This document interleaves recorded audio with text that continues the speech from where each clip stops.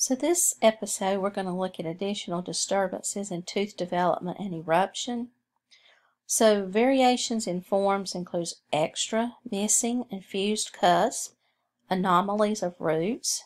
However, the most common variations are peg-shaped teeth, and we've already covered that. So let's look at the word fusion. Is the joining of the dentin and enamel of two or more separate developing teeth. Germination is an attempt by the tooth bud to divide unsuccessfully, and you can notice the notch at the incisal edge. So looking at fusion of the mandibular central lateral, we see that here it looks like we have two large teeth instead of the one, and here's another example. So the fusion, they are fused together. The bud did not separate into two. Next, we have germination, and that appears much like fusion, but one tooth attempts to divide. So you have an indentation on the incisal or the occlusal surface.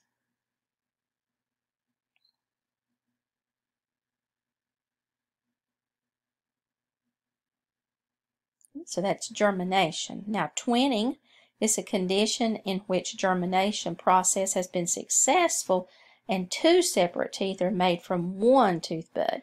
The tooth appears as being cloned.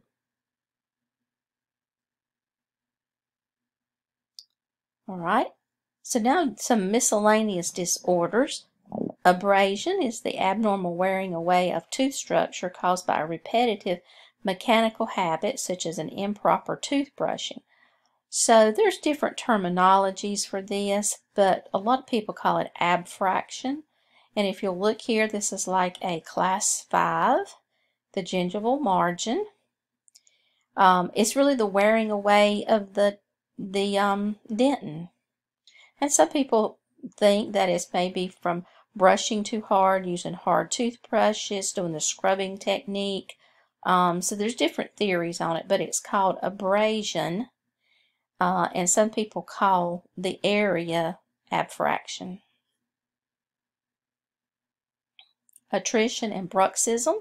Attrition is the normal wearing away of tooth structure during mastication or chewing.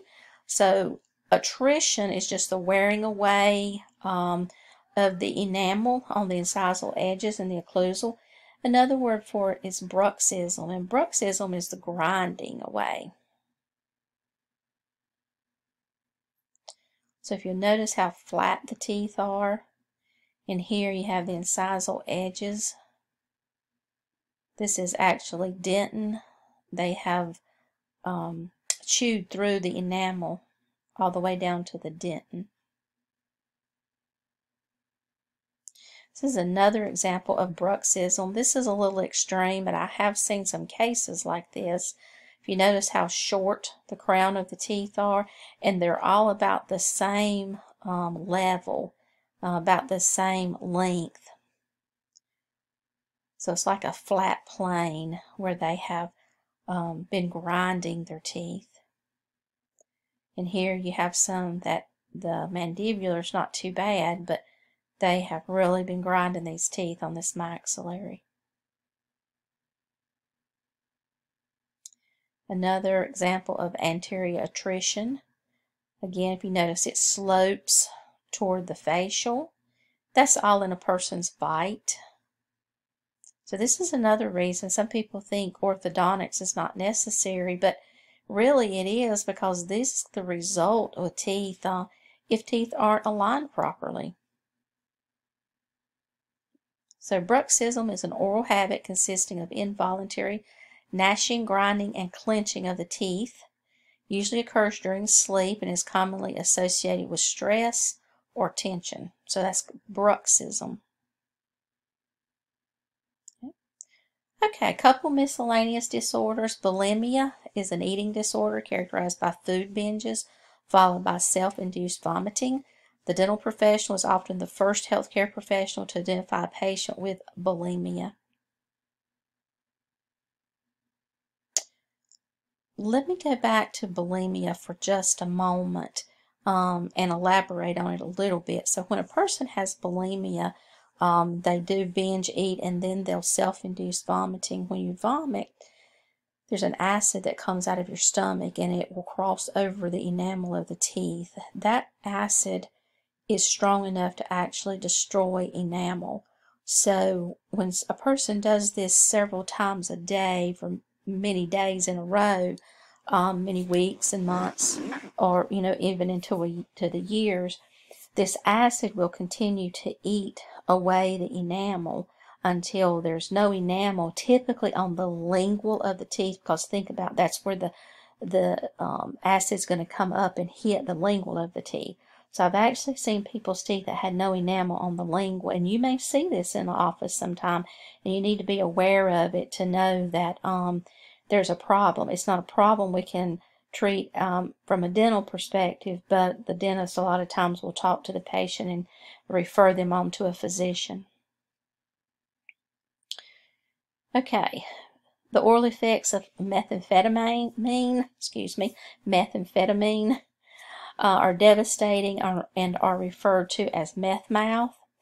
You can have drug-related xerostomia or dry mouth. Of course, you have poor oral hygiene related to someone addicted to methamphetamine or any drug. Frequent consumption of highly sugared soft drinks, clenching, grinding of the teeth, that all this continues to rapid decay. So when a person is dealing with methamphetamines or any type of drug, typically like this, an illegal type drug I'm referring to, a lot of times it can destroy the oral cavity due to these things. They're not interested in taking care of the teeth, doing good oral hygiene.